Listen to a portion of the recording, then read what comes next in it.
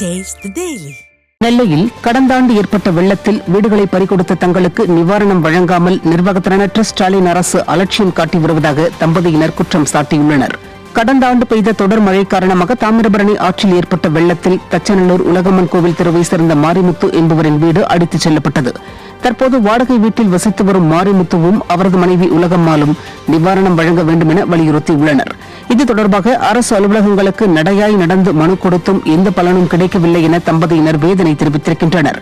விடியா திமுக அரசு மக்கள் நலனில் சிறிதும் அக்கறையின்றி மெத்தன போக்குடன் செயல்படுவதாக பாதிக்கப்பட்டவர்கள் வேதனை தெரிவிக்கின்றனர்.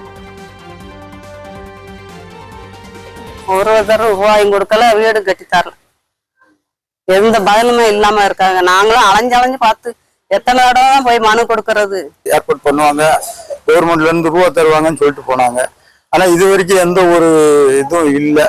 அங்க குடிசை வாரியத்துல போய் கேட்டாச்சுன்னா இந்த மாதிரி உங்களுக்கு இன்னும் ஒரு ஸ்கீமே உங்களுக்கு இன்னும் ப்ராஜெக்ட் ஆகல, அதனால வரும்போது நாங்க கூப்பிடுதான்ட்டு எங்க நம்பர் போன் நம்பரும் வாங்கியிருக்காங்க. வருஷம் ஒன்னும் ஆக போகுது. திருவண்ணாமலை மாவட்டம் சாத்தனூர் அணையிலிருந்து 13,000 கன அடி நீர் வெளியேற்றப்படுவதால் 4 மாவட்டங்களுக்கு வெள்ள அபாய எச்சரிக்கை விடுக்கப்பட்டுள்ளது. தண்டராம்பட்டு அடுத்த சாத்தனூர் அணையின் நீர்மட்டம் முழு கொள்ளளவை எட்ட உள்ள நிலையில் 11 மதகுகள் வழியாக 13,000 கன அடி மழைநீர் தென்பெண்ணை ஆற்றில் திறந்து விடப்படுகிறது.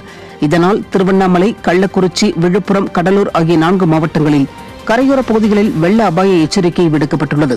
கடந்த 2ஆம் தேதி மக்கள் விரோத ஸ்டாலின் அரசு எவ்வித முன்னறிவிப்பும் இன்றி நள்ளிரவில் 1,68,000 கன அடி நீரை திறந்துவிட்டதால் 4 மாவட்ட மக்கள் தங்கள் உடைமைகளையும் கால்நடைகளையும் இழந்து கடும் இன்னலுக்கு ஆளாகினர். மேலும் பல ஏக்கர் நெற்பயிர்கள் வெள்ள நீரில் மூழ்கியது. தற்போது மீண்டும் தென்பெண்ணை ஆற்றில் நீர் திறந்துவிடப்படுவதால் பொதுமக்கள், விவசாயிகள் கடும் அச்சத்தில் உள்ளனர்.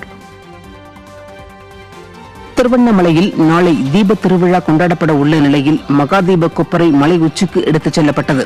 திருவண்ணாமலை அண்ணாமலையார் கோவிலில் கார்த்திகை தீப திருவிழா கடந்த 4ஆம் தேதி கொடியேற்றத்துடன் துவங்கியது.